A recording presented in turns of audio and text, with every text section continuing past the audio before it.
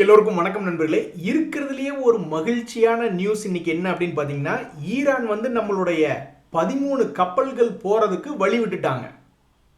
இதுதான் இன்னைக்கு இருக்கிறதுலேயே ஒரு உருப்படியான விஷயம். நம்மளுடைய நிஃப்டி இது போன்ற நல்ல நல்ல பாசிட்டிவ் நியூஸ்களுக்கு அப்புறமா 174 பாயிண்ட் 23,829 ட்ரேட் ஆகிட்டு இருக்கு. ஆனால் இது நம்மளுக்கு பத்தாது. ஒரு காலத்தில் நாமெல்லாம் டிஸ்கவுண்ட்டில் ஆயில் வாங்கிட்டு இருந்த ஆளுங்க நம்ம ரஷ்யா கிட்ட யார் கண்ணு பட்டுச்சோ அது கும்பா ஆயிடுச்சு.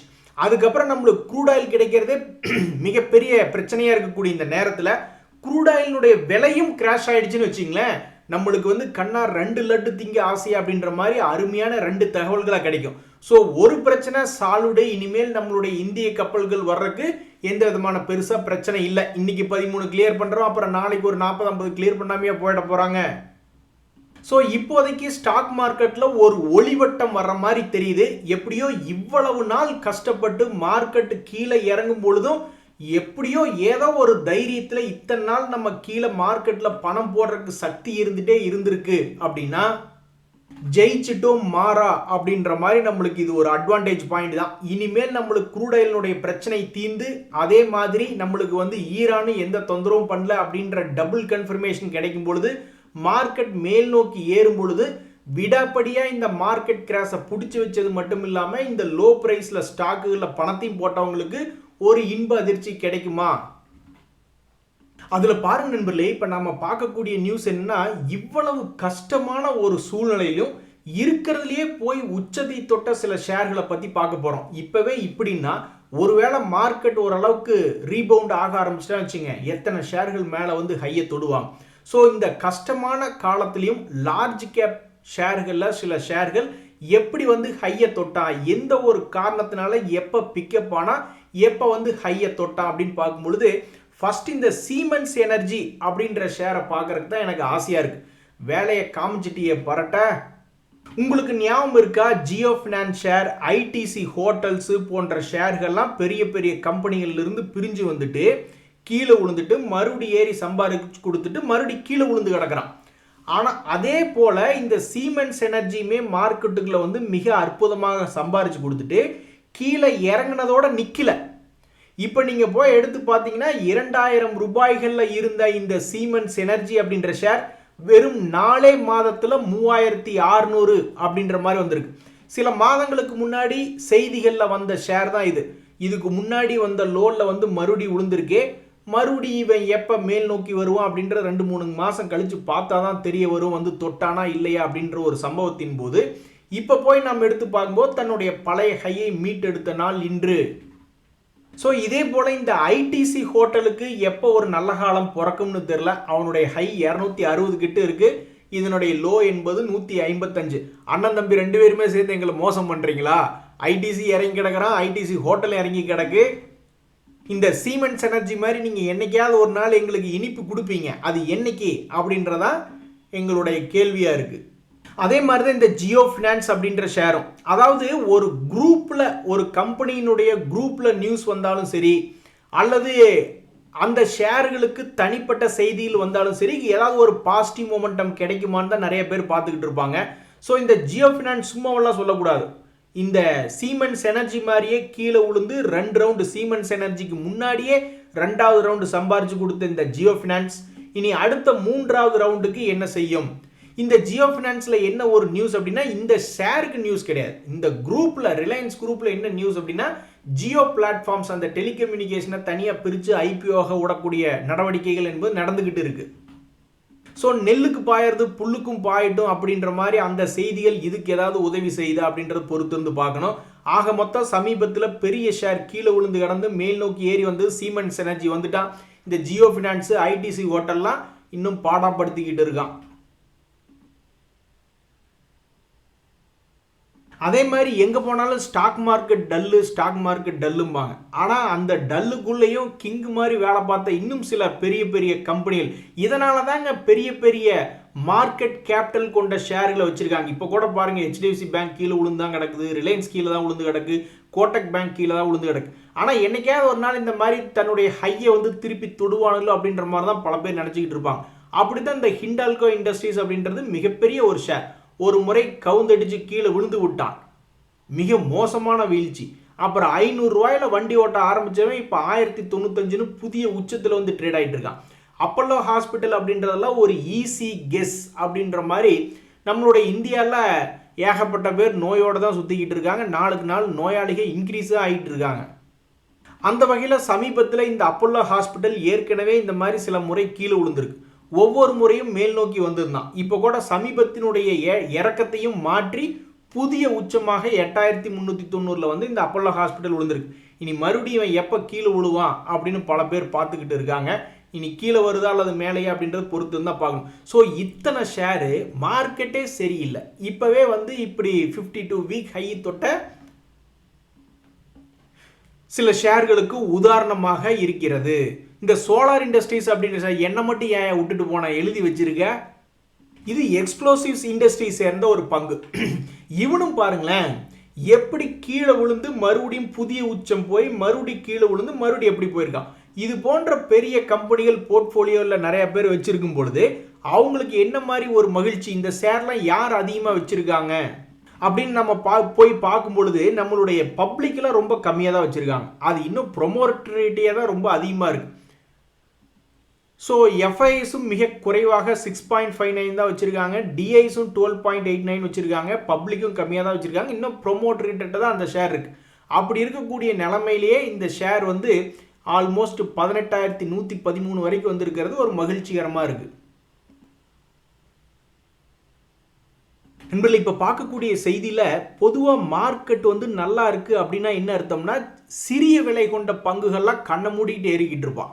அப்படி இருந்ததுனா தான் மார்க்கெட் ஏறிட்டு இருக்கு அப்படின்ற மாதிரி அர்த்தம். இல்லை அவனுங்கெல்லாம் ஒரு குறிப்பிட்ட ரேஞ்சுக்குள்ளே ட்ரேட் ஆகிட்டு இருக்கான்னு வச்சிங்களேன், மார்க்கெட் ரொம்ப சுமாராக இருக்குது அல்லது சிறிய விலை பங்குகள் பயங்கரமாக கிராஷ் ஆகிறான்னு வச்சிங்களேன், அப்போ மார்க்கெட் ரொம்ப சுமாராக தான் இருக்குது அப்படின்ற மாதிரி அர்த்தம்.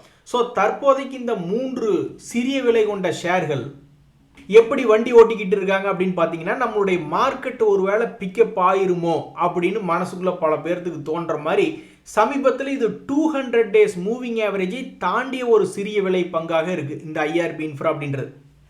ஏன்னா சமீபத்தில் தான் அவங்களுடைய ரிசல்ட் வந்திருந்தது.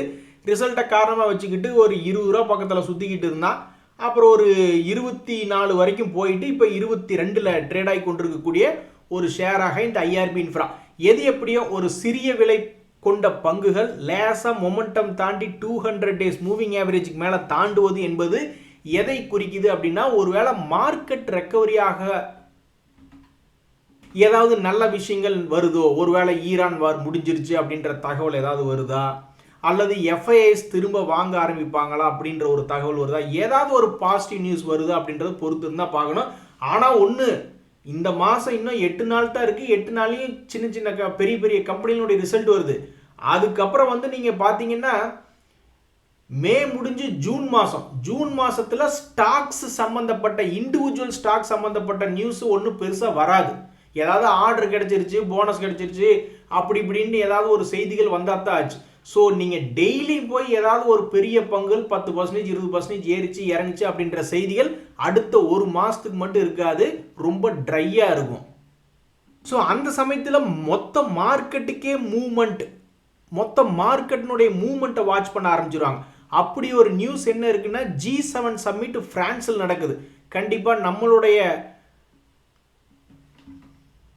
முக்கிய மந்திரிகளுக்கும் அழைப்பு வரும். அந்த சமயத்தில் பிரான்ஸோட நம்ம நல்லபடியாக பேசும் பொழுதோ அல்லது ட்ரம்ப் அவர்களோட நம்மளுக்கு சந்திப்பு இருக்கும் பொழுதோ அப்போ நம்ம மார்க்கெட்டில் ஏதாவது சில மிக முக்கியமான பாயிண்ட்டுகள் பிக்கப் ஆகிறதுக்கு வாய்ப்பு என்பது இருக்குது. ஸோ அடுத்த மாதத்தில் ஸ்டாக் மார்க்கெட்டுக்கு தான் பெரிய அளவில், அதாவது நிஃப்டி 50 போன்ற இண்டெக்ஸுகளுக்கு தான் செய்திகளே ஒழிஞ்சு மற்ற தனிப்பட்ட ஷேர்களுக்கு நியூஸ் என்பது ரொம்ப கம்மியாயிரும்.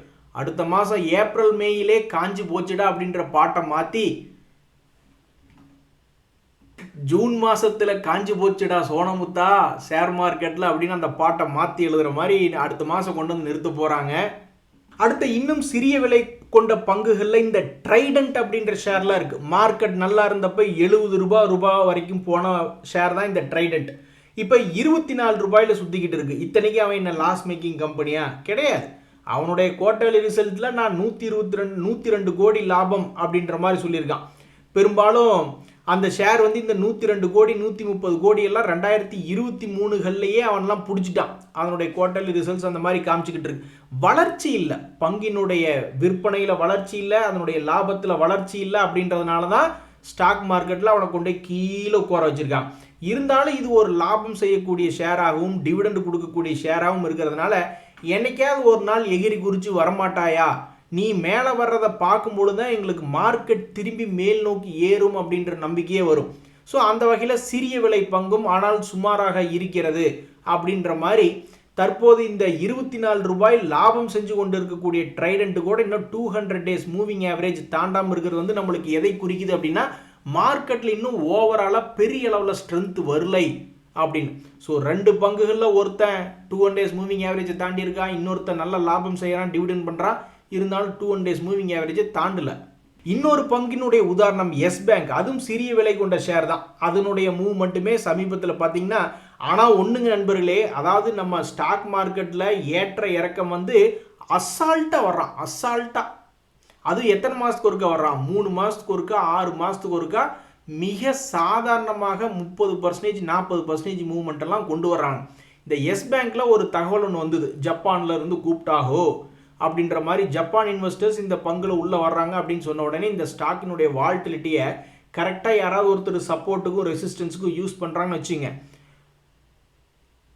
அது எவ்வளோ பெரிய மூவ்மெண்ட் பாருங்க. 2025 16 22 போகிறதும், மறுபடியும் 18 வர்றதும், மறுபடியும் 24 போகிறதும், மறுபடியும் 22, மறுபடியும் 24, அப்புறம் மறுபடியும் 18. அட இத்தனை ரவுண்டு பிடிக்க முடியாட்டி பரவாயில்ல. போன வருஷத்தினுடைய லோ பக்கத்தில் வந்து இந்த வருஷம் வந்து விழுந்த ஷேர் 18-17 ரூபாய்க்கு விழுந்த ஷேர் மறுபடியும் போன வருஷத்தினுடைய ஹைக்கே போயிருக்கான் பாருங்க. கண்டிப்பாக எத்தனையோ ஸ்மார்ட் மணி கான்செப்டுக்காரங்க போன வருஷத்தினுடைய லோ 52 வீக் லோ வந்திருக்குன்னு உள்ளே போய் போன வருஷத்தினுடைய ஹை வந்திருக்கே அப்படின்ற மாதிரி சில பேர்லாம் போயிருப்பாங்க. நம்மளுக்கு அதனுடைய தகவல்கள் தெரியாது. இங்கே பார்த்தீங்களா, இந்த எஸ் பேங்க் அப்படின்னு பார்க்கும் பொழுது இதில் பப்ளிக் வந்து மாறிக்கிட்டே இருப்பாங்க. ஹோல்டிங் 33, 31, அதே மாதிரி டிஐஸ் 21, 21.87, எஃப்ஐஎஸ் 45.7 46.42 இன்க்ரீஸ் பண்ணியிருக்காங்க. ஸோ இதில் யார் வாங்கி விற்றுருப்பாங்க அப்படின்றது தெரியாது. பட் ஸ்மார்ட் மணி கான்செப்டுக்காரங்களுடைய ஸ்ட்ராட்டஜி இதுதான். பெரிய அளவில் போன வருஷனுடைய லோ அல்லது பெரிய சப்போர்ட் கிடைக்கும் போது அதில் உள்ளே போயிட்டு ரெசிஸ்டன்ஸில் வெளியே போகிறதான் அவங்க வேலை. அதுக்கு வந்து இந்த எஸ் பேங்க் ஷேர் கடந்த 3 மாதத்தில் நல்ல ஒரு வேலையை பார்த்துருக்கான். இதுக்கு ஏன்பா நீங்கள் எல்லாம் வெள்ளை சொல்லையுமா திரியிறீங்க அப்படின்ற மாதிரி சமீபத்தில் அதிகமாக பயமுறுத்திய பங்குகளில் 2 பேர் இருக்காங்க. இந்த ஏபிபி இந்தியா அப்படின்ற ஷேர் Q4 ரிசல்ட் கொடுத்தோன்னே பெருசாக கீழே இறங்கினா, அதுக்கப்புறம் என்னாச்சுன்னு இப்போ பாருங்கள். அதே மாதிரி பிபிசிஎல் ஷேர் ப்ரைஸ் இன்க்ரீஸ் பண்ணுறாங்க, அப்போ இவங்களுடைய லாபம் இன்க்ரீஸ் ஆகுது, நஷ்டங்கள் குறையுது. அப்போ இவன் நியாயப்படி ஏறத்தான் செஞ்சுருக்கணும். ஆனால் ப்ரைஸ் இன்க்ரீஸ் பண்ணைக்கு 3% கீழே இறக்கி விட்டாங்க. அப்புறம் இன்னைக்கு போய் பார்க்கும்போது அதெல்லாம் ஏறி கிடக்குது. இங்கே பார்த்தீங்களா, ஏபிபி இந்தியா எவ்வளவு பெரிய பயத்தில் ஒரு 10% பக்கம் கிராஷ் ஆகிருக்கான் ரிசல்ட் கொடுத்த சமயத்தில். அதுக்கப்புறம் ஒரு நாள் கூட இவன் பெருசாக இறங்கவே இல்லை. இன்ஃபேக்ட் வந்து இழந்த லாஸை கொஞ்சம் மீட் எடுத்திருக்கான். அதுக்கு ஏன் பயமுறுத்துறீங்க ஒரு நாள் இவ்வளவு தூரம்? சரி, நீ இறங்குறது முடிவு பண்ணிட்டுன்னா கொஞ்சம் கொஞ்சமாவது இறக்கி விட்டு வந்திருக்கலாம். இப்படி ஒரே நாளில் பெருசாக இறக்கி விட்டுட்டு அப்புறம் நீ ரெக்கவரி காமிக்கிறதுக்கு அந்த ஒரு நாள் அப்போ பயந்துட்டு வித்துட்டு போனவங்களுக்கு மனசு வலிக்குமா இல்லையா? அதே மாதிரி தான் இந்த பிபிசிஎல் அப்படின்ற ஷேர். இதுவுமே பெட்ரோல் விலை ஏற்றுறாங்க அப்படின்னா எதுக்காக இவனு 3% இறக்கி விடணும்? இறக்கி விட்டுட்டாங்க. அதுக்கப்புறம் பார்த்தா மறுபடியும் அந்த விலையை இறங்கினதை மறுபடியும் ஏற்றி விட்டுருக்காங்க. ஆக மொத்தம் இவன் பண்ணது ஒன்றும் கிடையாது. நண்பர்களே, இந்த சமயத்தில் வேற இன்னொரு மிக முக்கியமான செய்தி ஃபுல்லாக டிவிடெண்டுகள் பற்றியது. என்ன அப்படி ஒரு முக்கியமான டிவிடெண்ட் செய்தின்னா, இந்த பேஜ் இண்டஸ்ட்ரீஸ் அப்படின்ற ஷேர் இன்ட்ரிம் டிவிடெண்டாக 150 ரூபாய் சமீபத்தில் அறிவிச்சிருந்தாங்க. இந்த 150 ரூபாய் என்பது சமீபத்தில் மிட் கேப்புகளில் மிகவும் அதிகமான அமௌண்ட். அதுக்கு தகுந்த மாதிரி இந்த ஷேரினுடைய விலையும் ரொம்ப அதிகமான விலை. அடேங்க அப்பா, 38,855 ரூபா. டேய் தியாகு, என் மொத்த போர்ட்ஃபோலியோ வேல்யூவே அவ்வளோதான் யா அப்படின்ற மாதிரி சில பேர் வந்து இப்போ தான் ஸ்டாக் மார்க்கெட்டுக்குள்ளே அடி எடுத்து வச்சுருப்பாங்க. அவங்களுடைய போர்ட்ஃபோலியோலாம் இப்படி சிறுதுளி பெருவுள்ளம் மாதிரி சிறிய அளவில் ஆரம்பிச்சு வச்சுருப்பாங்க. மொத்த வேல்யூவே 50,000 ரூபாய் அப்படின்ற மாதிரி இருக்கும். அந்த ஷேரினுடைய பல ஷேர்களுடைய விலையை இந்த ஒரே ஷேர் எப்படி அடிக்கிறான் பாருங்கள். இன்னுமே ஒரு புது இதை விட பெருசாக இன்னொரு ஷேர் இருக்குது அப்படின்ற மாதிரி புதுசாக ஸ்டாக் மார்க்கெட்டுக்கு வந்தவங்களுக்கு இந்த மாதிரியான சில தகவல்கள் தெரியாது. ஒரு உதாரணத்துக்கு எந்த ஷேர் இருக்கிறதுலே விலை அதிகம் அப்படின்ற மாதிரி அதில் எம்ஆர்எஃப் நம்மால் தான் சென்னைக்கார ஷேர், அது வந்து இருக்கிறதுலே ஹையஸ்ட் எவ்வளோ போச்சுன்னா ஒரு காலத்தில் 1,62,000 போயிருக்கு ஒரே ஒரு ஷேர். ஸோ ஹைலி ட்ரேடபிள் ஷேரில் 1,60,000 பக்கத்தில் ட்ரேட் ஆகிட்டு இருந்தது நம்மால் தான் எம்ஆர்எஃப். இப்படி நீங்கள் நினச்சிக்காதீங்க பெரிய விலை கொண்ட ஷேர்கள் ஏறி இறங்காது அல்லது சிறிய விலை கொண்ட ஷேர்களும் பெருசாக ஏறி இறங்காது அப்படி நீங்கள் நினைக்க வேண்டாம். பர்சன்டேஜ் கணக்கில் பார்த்தீங்கன்னா எல்லா பாயில்களுமே அசால்ட்டாக 20%, 50% ஏறி இறங்கிக்கிட்டு கிடப்பாங்க. இந்த 2025 கூட இந்த பேஜ் இண்டஸ்ட்ரீஸ் கீழே இறங்குச்சு. அதனுடைய முக்கியமான சப்போர்ட்லேருந்து 27% என்பது ஏறி இருக்கான். மாட்டுனாங்க ஸ்மார்ட் மணி கான்செப்டுக்காரங்க கும்பா குட்டிங்க.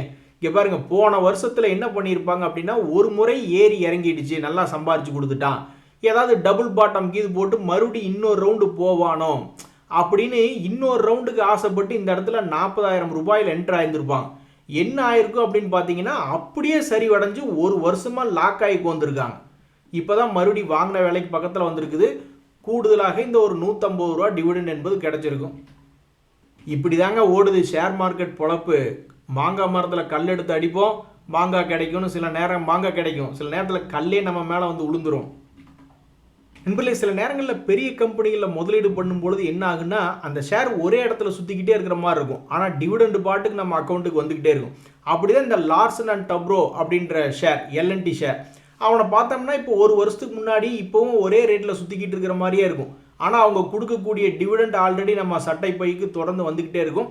அந்த வகையில் இன்றைக்கி ரெக்கார்ட் டேட் 22 மே. இந்த சமயத்தில் அவங்களுடைய டிவிடெண்ட் அனௌன்ஸ்மெண்ட் 38 ரூபாய். இந்த எல்டிடிஎஸ் அப்படின்றது பார்த்தீங்கன்னா அதனுடைய ரெக்கார்ட் டேட்டும் இன்றைய தேதியில் யாருக்கெல்லாம் ஷேர்ஸ் இருக்கோ அவங்களுக்கும் இந்த 40 ரூபாய் என்பது டிவிடெண்டாக வரும். இந்த ஷேர்னுடைய மூவ்மெண்ட் என்ன அப்படின்னு பார்த்தீங்கன்னா அப்புறம் இது டெக்னாலஜி ஸ்டாக்கு, அதுக்கு தகுந்த மாதிரி தான் இருப்பான். ஸோ 2022 லோவில் சுற்றி கொண்டு இருக்கக்கூடிய இந்த ஷேர் இதுலேயும் எத்தனையோ ஸ்மார்ட் மணி கான்செப்டில் நிறைய பேர் சீப்பான ரேட்டில் இருக்கு அப்படின்ற மாதிரி தான் போயிருப்பாங்க. அவங்களுக்கு என்னைக்கு மேல் நோக்கி வந்து லாபத்தை கொடுக்கும் அப்படின்றது யாருக்கும் தெரியாது. ஆனாலும் அது வரைக்கும் இதெல்லாம் லாபகரமான ஷேர் அப்படின்றதுனால டிவிடெண்ட் பார்த்து கொடுத்துட்டு இருப்பாங்க. தற்போதைய டிவிடெண்ட் அனௌன்ஸ்மெண்ட் 40 ரூபாய்.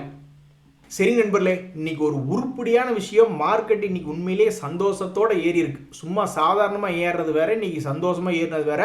அதுக்கு மெயின் மிக முக்கியமான காரணம் 13 இந்திய கப்பல்களை ஈரான் கிளியர் பண்ணி விட்டதான். ஸோ பெரும்பாலும் பிரச்சனைகள் வந்து நம்மளுக்கு சால்வ் ஆயிடுச்சு அப்படின்ற மாதிரியான ஒரு 50% முடிஞ்சிச்சு. இன்னொரு 50% நாளைக்கோ அல்லது நாளானிக்கோ அடுத்த வாரம் திங்கக்கிழமை வரும்பொழுது குரூடாயில் ஒரு 10-15% கிராஷ் ஆயிடுச்சுன்னா இவ்வளவு கஷ்டத்துலையும் நம்ம பணத்துக்கு மேலே பணம் போட்டுட்டு இருக்கிற நம்மளுக்கு ஒரு மரியாதை என்பது இந்த ஸ்டாக் மார்க்கெட்டில் கிடைக்கும். இல்லைன்னா அப்புறம் கும்பா தான். இன்றைய தகவல் அனைத்து உங்களுக்கு உதவியாக எனக்கு மதிச்சு ரொம்ப நன்றி, வணக்கம்.